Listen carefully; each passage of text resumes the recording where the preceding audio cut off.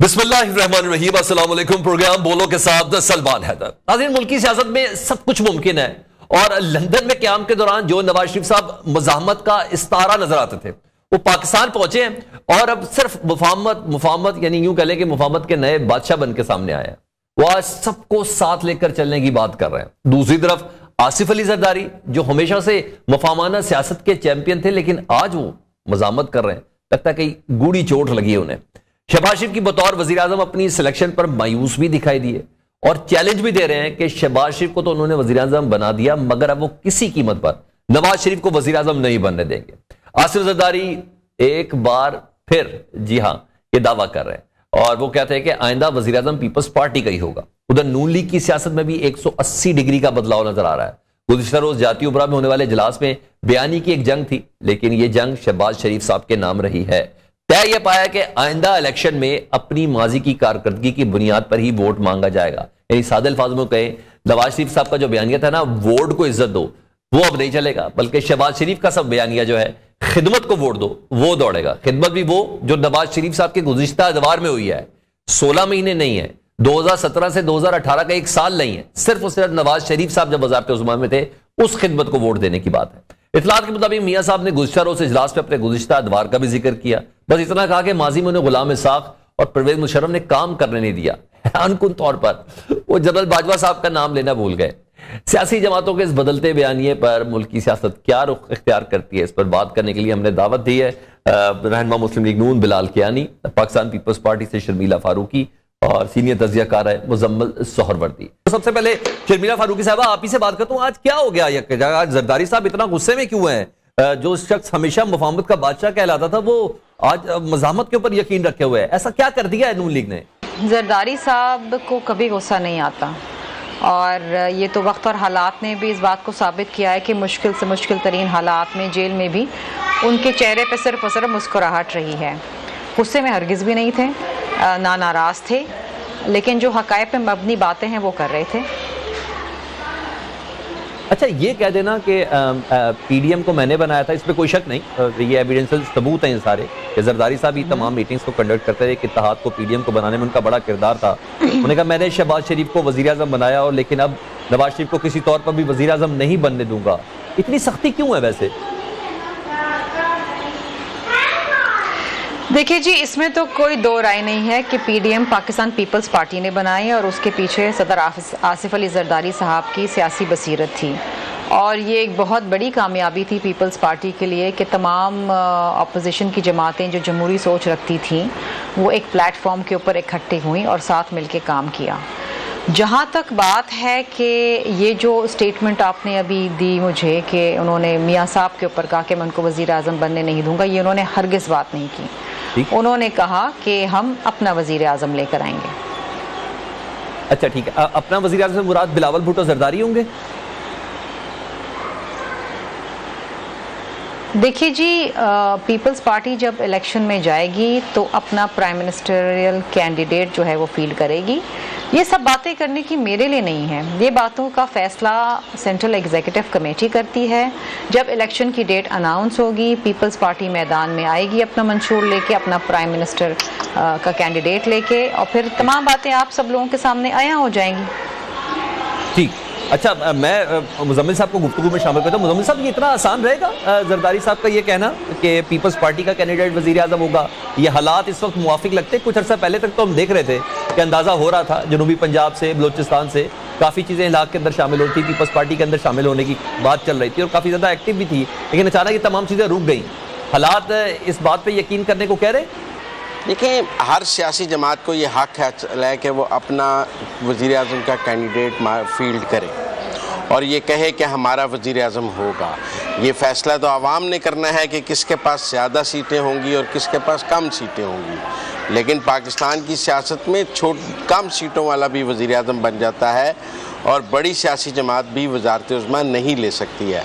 लिहाजा मैं ये आउटराइटली कहूँ कि पीपल्स पार्टी का वज़ारत उज़्मा के लिए कोई चांस नहीं है तो ये बात गलत होगी।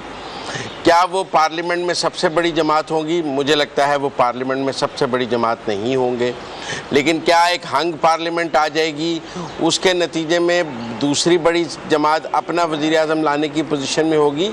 तो ये कहना कोई नामुमकिन नहीं होगा। लिहाजा अगर पीपल्स पार्टी ने इस बार ये क्लियर किया है कि वो पार्लियामेंट में आकर किसी दूसरे वज़ीर-ए-आज़म को सपोर्ट नहीं, पार्टी के वज़ीर-ए-आज़म को सपोर्ट नहीं करेंगे और वो अपने ही वज़ीर-ए-आज़म को सपोर्ट करेंगे, तो ठीक है, उन्होंने कार्ड्स ओपन कर दिए हैं। अगर हंग पार्लियामेंट होगी तो उस नतीजे में या कोई हुकूमत बन जाएगी जो पीपल्स पार्टी के वज़ीर-ए-आज़म को मान ले, या दूसरी सूरत में कोई भी वज़ीर-ए-आज़म नहीं बन सकेगा और खेल दोबारा इलेक्शंस की तरफ चला जाएगा।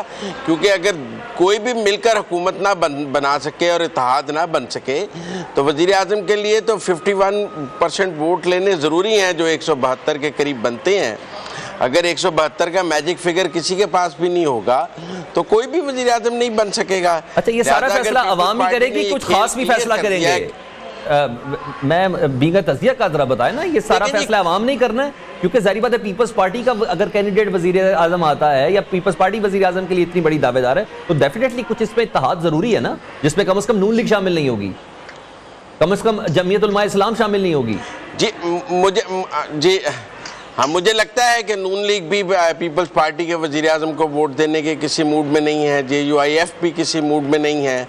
फिर या तो इनमें से कोई एक पार्टी सिंपल मेजॉरिटी ले ले या पीपल्स पार्टी और PTI मिलकर हुकूमत बना लें।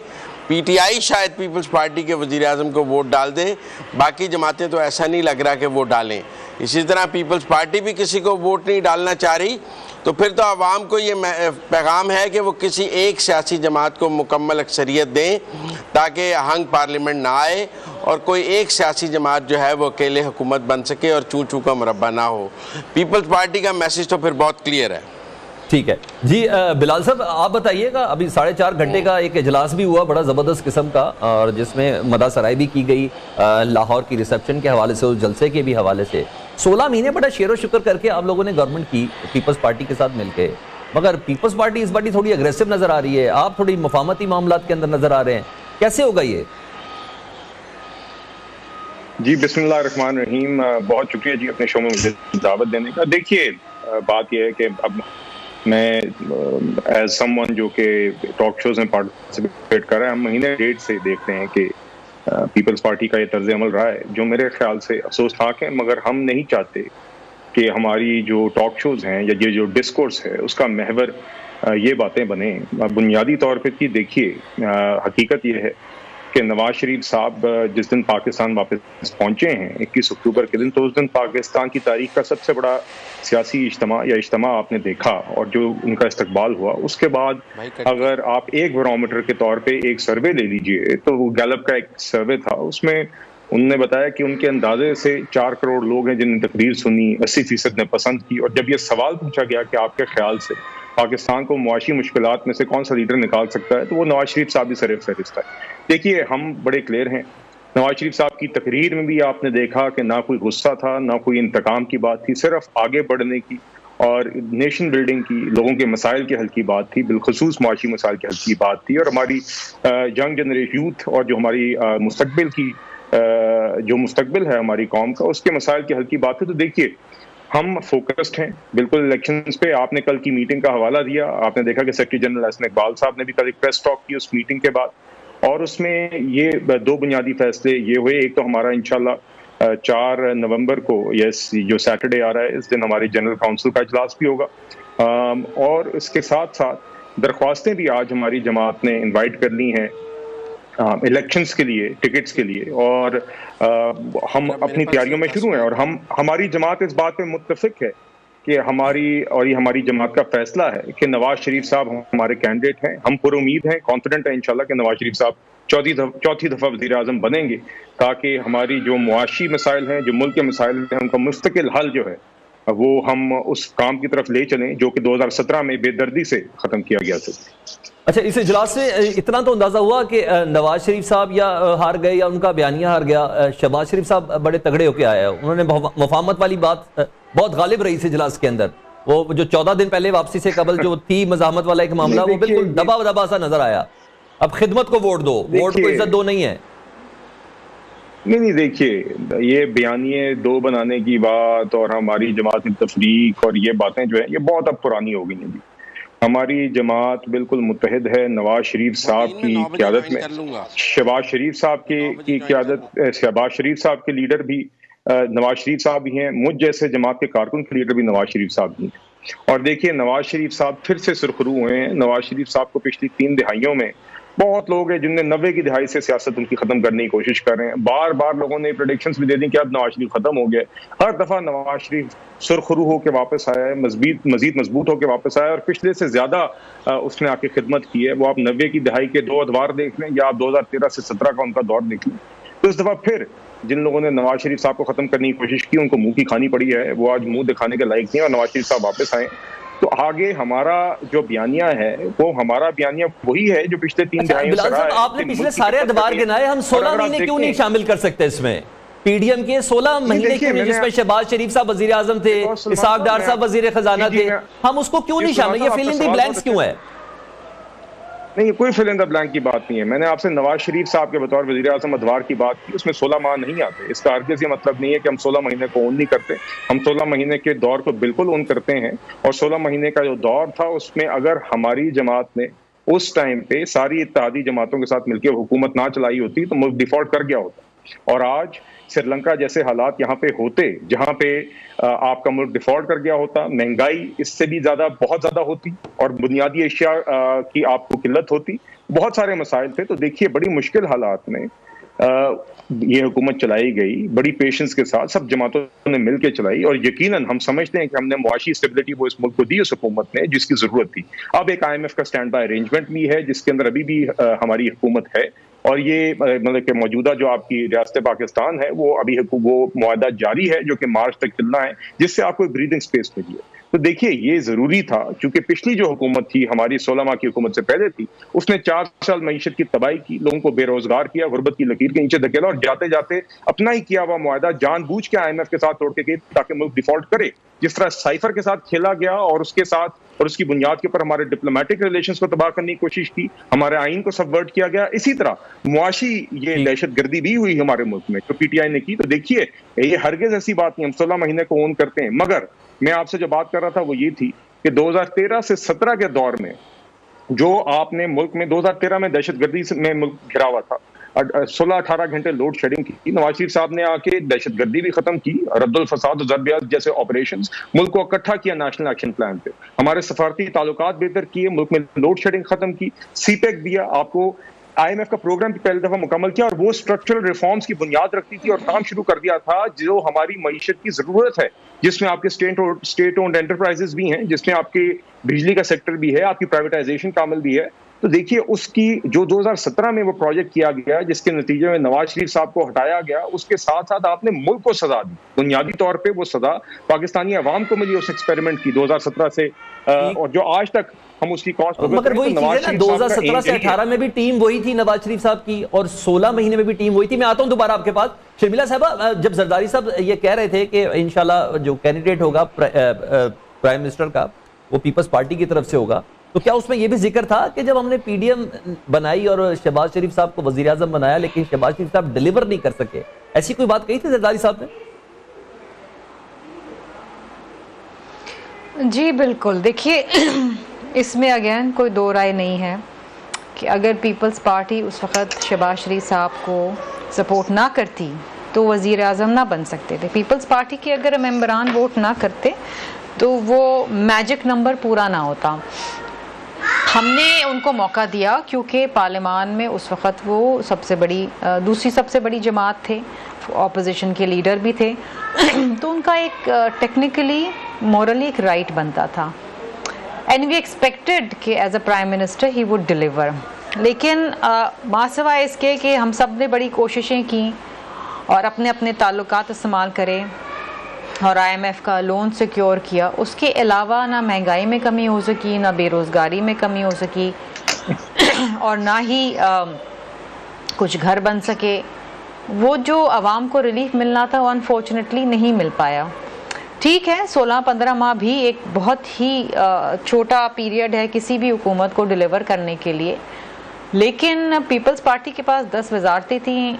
हमने जो कुछ कर सकते थे, बिलावल भुट्टो जरदारी साहब as a youngest foreign minister of Pakistan, जिस तरीके से दोबारा उन्होंने पाकिस्तान को वर्ल्ड मैप के ऊपर लाकर दुनिया को बावर कराया कि क्लाइमेट चेंज के हवाले से जो मनफी असरात पाकिस्तान पर आ रहे हैं वो पाकिस्तान को उसका खमियाजा मिलना चाहिए, और वो मुकदमा उन्होंने बखूबी लड़ा। क्लाइमेट फ़ंड का इनकाद हुआ ना सिर्फ पाकिस्तान के लिए बल्कि उन तमाम वल्नरेबल ममालिक के लिए जो इस क्लाइमेट चेंज के मनफी असरात से मुतासिर होते हैं।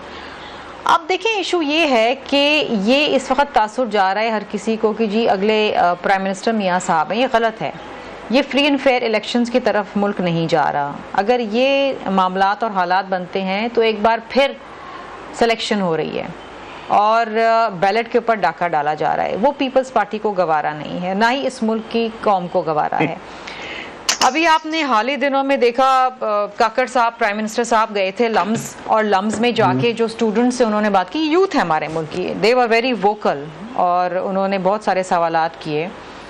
तो बड़ी बाशऊर कौम है, it's no longer political, they are very politically motivated, very knowledgeable, तमाम मामलात पे उनकी नज़र है। और सेंसस में इस दफ़ा जो फिगर सामने आया है कि 65% जो वोटर्स हैं इस दफ़ा वो यूथ है, वो 35 साल या 35 साल से कम उम्र के लोग हैं। उनको आप और मज़ीद मायूस नहीं कर सकते। ऑलरेडी पाकिस्तान के अंदर एक बड़ा चैलेंजिंग और बड़ा सीरियस ब्रेन ड्रेन हो चुका है। पिछले साल 8.5 लाख लोग मुल्क से बाहर चले गए थे फॉर ग्रीनर पैस्चर्स। इस साल अब तक 6,30,000 लोग पाकिस्तान छोड़ के जा चुके हैं।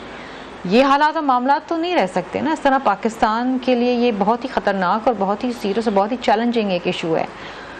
अगर आपने वाकई इस मुल्क के अंदर सियासी और मौशी इस्तेहकाम लेकर आना है तो आपको वोट को इज़्ज़त देनी पड़ेगी। और ये नारा तो PMLN का भी है पिछले 4 साल से कि वोट को इज़्ज़त दो, तो वोट को इज़्ज़त दें।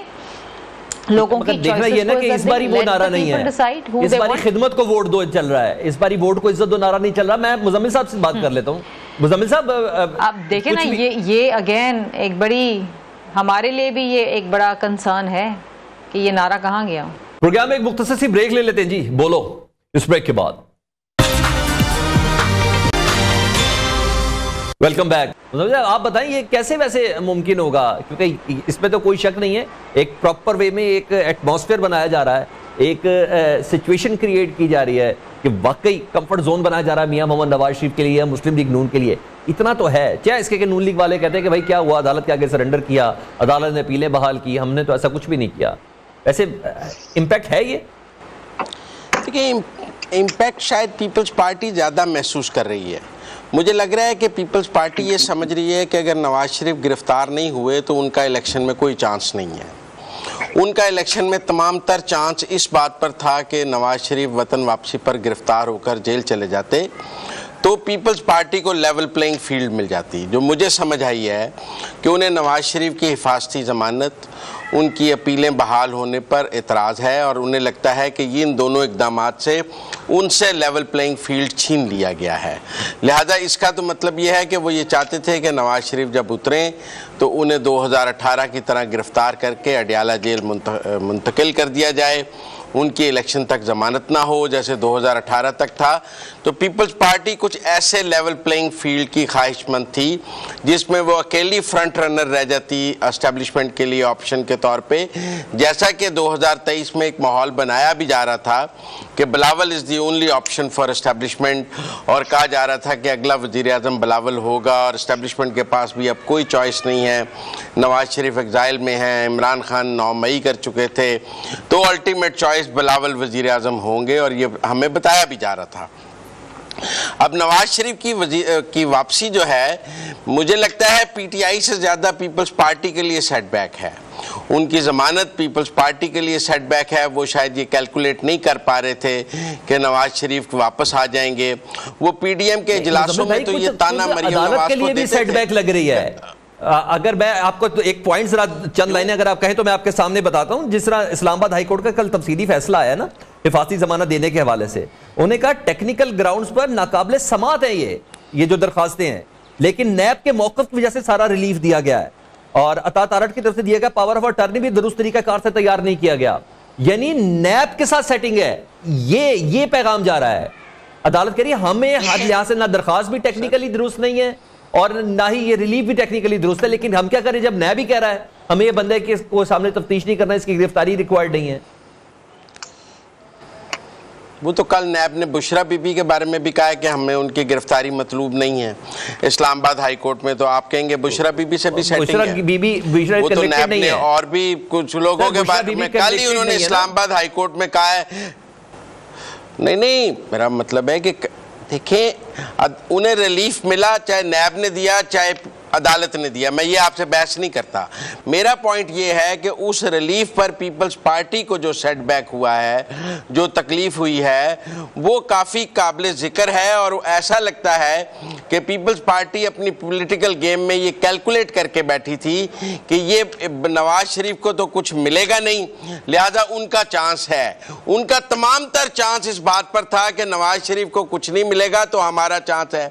अब जब नवाज शरीफ को कुछ मिल गया है, जैसे भी मिला है उस पर अलग शो कर लेंगे, लेकिन उसके नतीजे में पीपल्स पार्टी डिप्राइव्ड फील कर रही है। और उसका ख्याल है कि एक तो लेवल प्लेइंग फील्ड भी खत्म हो गई है, वोट को इज्जत दो भी खत्म हो गया है, इलेक्शन में रिगिंग भी शुरू हो गई है, क्योंकि नवाज शरीफ को वापस आने दिया गया है, क्योंकि उसको जमानत दे दी गई है, क्योंकि उसकी अपीलें बहाल कर दी गई हैं। इससे अलावा तो हमें कोई बात समझ नहीं आती।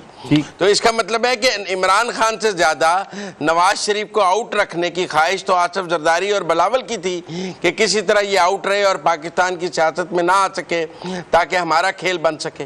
सलमान साहब, गुजारिश है आप पहले मेरी बात शर्मिला साहिबा के पास गए, फिर मुजम्मिल साहब, फिर शर्मिला साहिबा को आपने पूरा एक मौका दिया, तो अब मुझे जरा मौका दीजिएगा कि मैं तफसील में 5-6 चीजें जरा आपके ऊपर केस बना रहा था। मैं अपनी बात तो क्या मैं सिर्फ एड्रेस ही करनी। जी। देखिए, सबसे पहले तो बात की शर्मिला साहिबा ने 16 महीने की हुकूमत की कि किस तरह जी हम आवाम को कोई रिलीफ देने में हुकूमत कामयाब नहीं रही और ये वो। तो ये अगेन ये मैं शर्मिला साहिबा को या इनके कॉलीग्स को नहीं ब्लेम करता, जो कि महीने 1.5 महीने से मैं देख रहा हूँ ये सारे जो भी आप केस बदल देना अभी पीपल्स पार्टी का टॉक शो पे, तो सब एक जैसी बातें कर रहे हैं। और ये लाइन उनको बिलावल भुट्टो साहब की तरफ से मिल रही है, क्योंकि वो भी यही बातें कर रहे हैं, जो बड़ी एक डिसअपॉइंटिंग बात है फ्रैंकली। ये इनकी कोई मीडिया स्ट्रैटेजी ये बना रहे हैं कि इनका ख्याल है कि टॉक शोज पे आके हमारे ऊपर तीर बरसाएंगे इस तरह की अनजस्टिफाइड। इसमें ये अपना ही नुकसान कर रहे हैं, इनकी अपनी क्रेडिबिलिटी का लॉस हो रहा है, क्योंकि ये मीठा खप कड़वा ये नहीं हो सकता। ये देखिए, ये मुझे बहुत अफसोस है इस बात का। हमें इनकी बाय द वे कोई हमदर्दी की जरूरत नहीं है, मगर मायूसी जरूर है कि एक संजीदा तरीके से जो डिप्लोमेटिक प्रोसेस और डेमोक्रेटिक प्रोसेस चला है उन 16 माह में, जिसमें हम आहंगी के साथ जमातों ने मुश्किल फैसलों के ऊपर इत्तेफाक किया और आगे चले, पहले वोट ऑफ नो कॉन्फिडेंस किया, उसके बाद हम एक्सपेक्ट कर रहे थे कि पीपल्स पार्टी कम अज कम उसी मेच्योरिटी के लेवल पर रहेगी। मगर इन्होंने लगता है कि ये पार्टी, मैं सुन के बड़ा मायूस हो रहा हूँ बार बार, काफी संजीदा इनके पोलिटिकल वर्कर्स हैं मगर बहुत ही एक उस लेवल से नीचे उतर रहे हैं, जो मैं फ्रैंकली मुझे अफसोस है इस बात का। देखिए, दूसरी बात जो बात है ना ये तासुर की, ये तासुर अगर बन रहा है ना, जो शर्मिला साहब ने बात की कि नवाज शरीफ साहब अगले वजीर आजम आ रहे हैं, तो वो तासुर अवामी जोर पर बढ़ रहा है। और आपने 21 अक्टूबर का जलसा भी देखा, आप सर्वेज उठा के देख लें, तो अगर इस चीज की मायूसी है कि अवाम की राय है और नवाज शरीफ साहब को वजीर आजम चाहते हैं और उनको नजर आ रहा है कि आगे इलेक्शंस होंगे तो हम भरपूर सीटें लेंगे, और इस चीज के ऊपर गुस्से की वजह से आपने अगर ऐसे अनजस्टिफाइड तीर बरसाने हैं, जब पूरी कौम समझती है कि 2017 में जो इस मुल्क में पनामा जजमेंट और उसके नतीजे में जो ट्रायल्स और जजमेंट्स हुई नवाज शरीफ के खिलाफ, वो ना सिर्फ नवाज शरीफ के साथ ज्यादती थी, हमारे पूरे निज़ाम अदल के साथ ज्यादती थी, हमारी रियासत के साथ ज्यादती थी, हमारी आवाम के साथ ज्यादती थी। अगर आप भी उस वक्त इस चीज में शामिल थे कि आप समझते थे ये ज्यादती है, अगर आज नवाज शरीफ वापस आ रहा है, और एक बात मैं अब आपको मिसाल देता हूँ कि किस तरह की मिस स्टेटमेंट ऑफ फैक्ट्स हो रही है कि बाहर बैठे हुए कोई अपील इनकी बहाल हुई है, बाहर बैठे हुए बिल्कुल नहीं, वो वापस आए हैं नवाज शरीफ साहब। मैं 24 और 26 अक्टूबर दोनों दिन कोर्ट्स में मौजूद था, जब वहां पे बात हुई कि नैब अगर इसको रिकंसिडर करे रेफरेंस को, तो हमारे वकला ने कोर्ट के सामने कहा, जजेस को कहा कि हम बिल्कुल नहीं चाहते किसी भी किस्म का ये सब वापस हो, अब इसको मेरिट्स के ऊपर सुना जाए, मेरिट्स के ऊपर इन अपील का फैसला हो, दूध का दूध पानी का पानी हो। 4 साल जो ये 6 साल पहाड़ खोदा गया है और निकला क्या है सामने, ये अवाम के सामने आना चाहिए। तो हम आज भी मेरिट के ऊपर इंसाफ मांग रहे हैं, हम आज भी नवाज शरीफ साहब उस टाइम कैसा मेरिट है जिसके लिए अदालत ये कह रही है कि ये दरखास्तें काबिल समाअत ही नहीं है, हमें तो नैब की वजह से रिलीफ देना पड़ रहा है, ये कैसा मेरिट है? ये अता तारड़ का power of attorney he supreme court के अहकाम की रोशनी में नहीं, मेरा ख्याल है आपकी जो टीम है ना, नहीं सर, मेरा ख्याल है आपकी जो टीम है ना, ये आप खुद भी जरा जजमेंट को गौर से पढ़ लीजिए। रेजरेक्शन ऑफ अपील्स हुई है और फैसला ये हुआ है कि मेरिट्स की बुनियाद सर, तो मेरिट्स की बुनियाद के ऊपर ये केस अभी आगे आर्ग्यू होगा। तो देखिए, मेरी गुजारिश ये है कि 2017 में जो आपका ज्यादती हुई थी और आपके सामने क्या वो पनामा का जजमेंट, ये सिरे से ही फैसले खत्म होने चाहिए। और देखिए, मेरी गुजारिश है कि इस चीज के ऊपर पीपल्स पार्टी भी थोड़ी नजरसानी करे। और इसके साथ साथ आपने ये जो इस्लामाबाद हाईकोर्ट वाली बात की, मरियम नवाज साहबा के केस के अंदर अगेन मरियम नवाज साहबा ये बात हुई थी कि जजेस ने भी वहां पे कहा था कि जब नवाज शरीफ के खिलाफ ये केस नहीं प्रूव हो सका, जब तो मरियम नवाज को किस चीज की एडिंग और अबेटिंग के ऊपर आप सजा दे रहे हैं। नायब से वहां पे सवाल किया गया था, ये मैं सितंबर 2022 की बात कर रहा हूँ, जब उनसे पूछा गया कि आप ये कागज लगाते जो नवाज, मगर मरियम बीबी इस केस से बरी जमा हो चुकी है। आपने 2 समातों का जिक्र किया, मुझे सिर्फ ये बता दें आज की तारीख में मियां मोहम्मद नवाज शरीफ साहब का स्टेटस क्या है? सिर्फ अपीलें बहाल हुई हैं कि उनकी सजाएं मुअत्तल हो चुकी हैं? उनका क्या कानूनी नजर में वो कहां इस टाइम, किधर स्टैंड करते हैं? ये देखिए, बात ये है कि नवाज शरीफ साहब को, जैसे कि मैंने आपसे पहले कहा, नवाज शरीफ साहब ने पहले भी, और ये बात अहम है और ये लोगों को समझनी जरूरी है। देखिए, एक शख्स ने अपने आप को 2017 में भी कानून के सामने पेश किया, जब उसके खिलाफ ये बाउंड्री प्रोजेक्ट्स हो रहे थे, जब उसके खिलाफ एक सजा आई जो सब आज मानते हैं कि जाली सजा है, जिसमें शौकत अजीज सिद्दीकी शामिल थे, उनकी गवाही शामिल है। उसके बाद जज अरशद मलिक की गवाही आपके सामने, ये जानते हुए कि उसके खिलाफ एक जाली सजा हुई है, वो शख्स बेटी का हाथ थाम के बीवी को बिस्तरे मर्ग पे छोड़ के पाकिस्तान आया, और इस चीज के बावजूद के जाली सजाएं थी और उसने नाकाबिल तलाफी नुकसान भुगता, क्योंकि उस शख्स ने उस बीवी को उसके बाद ना बात कर सका ना मुलाकात कर सका। आज जब वो पाकिस्तान वो शख्स वापस आया है तो उसके घर में ना उसकी बीवी है ना उसकी माँ है। ये ऐसे इरिवर्सिबल नुकसानात हैं जिसका कोई नेमल बदल नहीं है। ये इस सारे प्रोजेक्ट की नजर हुए हैं जो भोंडा प्रोजेक्ट हुआ था। तो देखिए, इसीलिए हमारी गुजारिश है, जिसने भी सियासत करनी है करे, आप अपना मुकदमा अवाम के सामने बेशक पेश करें, मगर आपको ये हरगिज हक नहीं है कि जो अवाम जो एक ज्यादती हुई है हमारे निज़ाम अदल के साथ। प्रोग्राम में एक मुख्तसर सी ब्रेक ले लेते हैं जी, बोलो इस ब्रेक के बाद। Welcome back. मुजम्मिल साहब, आप कुछ जवाब देना चाह रहे थे शर्मिला फारूकी साहिबा को? मैं बस तारीख से बताना चाह रहा था कि बेनज़ीर भुट्टो ने भी अपनी सज़ा एक ऑर्डिनेंस के ज़रिए, जिसको NRO कहते हैं, उससे मुअत्तल करवाई थी मुशर्रफ से वापस आने के लिए, और वो NRO का जो नेशनल रिकन्सिलिएशन ऑर्डिनेंस में सज़ाएँ मुअत्तल हुई थी वो पीपल्स पार्टी ने बागेन किया था, रिकॉर्ड पर मौजूद है। अगर चार्टर ऑफ डेमोक्रेसी रिकॉर्ड पर मौजूद है तो NRO भी रिकॉर्ड पर मौजूद है। इसी तरह बलूचिस्तान की हुकूमत नून लीग की जैसे गिराई गई थी वो चीज़ भी रिकॉर्ड पर मौजूद है, और फिर PTI के साथ मिलकर सादिक संजरानी वाला जो सेनेट का ऑपरेशन था वो भी रिकॉर्ड पर मौजूद है। तो पाकिस्तान की सियासी तारीख पर सब कुछ मौजूद है। आप अपनी मर्जी से उसमें से कुछ उठाकर आवाम के सामने ज़रूर पेश कर सकते हैं, लेकिन तस्वीर का दूसरा रुख भी आवाम के सामने मौजूद है। मैं सिर्फ इतना कहना चाहूँगा, इससे ज़्यादा नहीं। अच्छा, मगर ये जितनी भी सियासी आप डीले कह रहे हैं, मगर ये की तो गैर सियासी लोगों ने है ना, क्योंकि इतना बड़ा मैंडेट तो अवाम ने नहीं दिया था सियासतदानों को। मुझे नहीं पता सियासी लोगों ने की हैं, पर हुई। अगर बेनज़ीर भुट्टो ने गैर सियासी लोगों से डील की NRO के लिए तो ये तो शर्मिला मैम बता सकेंगी कि वो डील सियासी लोगों से थी या गैर सियासी लोगों से थी। और बलूचिस्तान की नून लीग की गवर्नमेंट का जो क्रेडिट लेते थे आसिफ जरदारी साहब के मैंने गिराई है, वो उन्होंने सियासी लोगों के साथ मिलकर गिराई थी या गैर सियासी लोगों के साथ मिलकर गिराई थी। फिर सादिक संजरानी को, रज़ा रब्बानी की जगह सादिक संजरानी को चेयरमैन सेनेट बनाने का जो ऑपरेशन था PTI के साथ मिलकर, वो भी उन्होंने सियासी लोगों के साथ मिलकर किया था या गैर सियासी लोगों के साथ मिलकर किया था। तो ये सब कुछ रिकॉर्ड पर मौजूद है। ये भी रिकॉर्ड पर मौजूद है कि PDM के एक इजलास में आसिफ जरदारी साहब ने मरियम नवाज को कहा था कि अगर उन्होंने ऐसी तकरीरें करनी हैं तो वो पहले पाकिस्तान में आएँ। वो लंदन से बैठ के तकरीरें करते हैं तो हमारे लिए मुश्किल पैदा होती है। मेरा तो एक ही बेटा है, मैं उसे एट रिस्क नहीं कर सकता। तो ये सब बातें मौजूद हैं इनकी मीडिया पर। कोई चीज़ नहीं शर्मिला साहब, कोई चीज़ नहीं है पाकिस्तान की सियासत में। हम एक ही चक्कर में घूमते हैं। कभी ये मफादात पीपल्स पार्टी के लिए ज्यादा फोकियत के लिए होते हैं, कभी नून लीग के लिए होते हैं, कभी PTI के लिए होते हैं। यानी हमने सीखा कुछ नहीं। देखिए, आसिफ अली जरदारी साहब की मेहरबानी ये समझें कि पीडीएम बनी, पीडीएम के ज़रिए नो कॉन्फिडेंस मोशन आया, इमरान खान जो हैं वो पार्लियामान के अंदर अपनी अक्सरियत खो बैठे, उनके भाई शहबाज शरीफ साहब वज़ीर आज़म बने। अब अगर वो अपने भाई को ओन नहीं करते, वो 16 माह की हुकूमत को ओन नहीं करते, तो उसमें हमारा कसूर नहीं है। ये 16 माह यही होता रहा कि जी ये हमारी हुकूमत तो नहीं है, ये तो शहबाज शरीफ की हुकूमत है। तो क्या शहबाज शरीफ नवाज शरीफ से अलग हैं? इन्होंने अभी तक यही फैसला नहीं किया।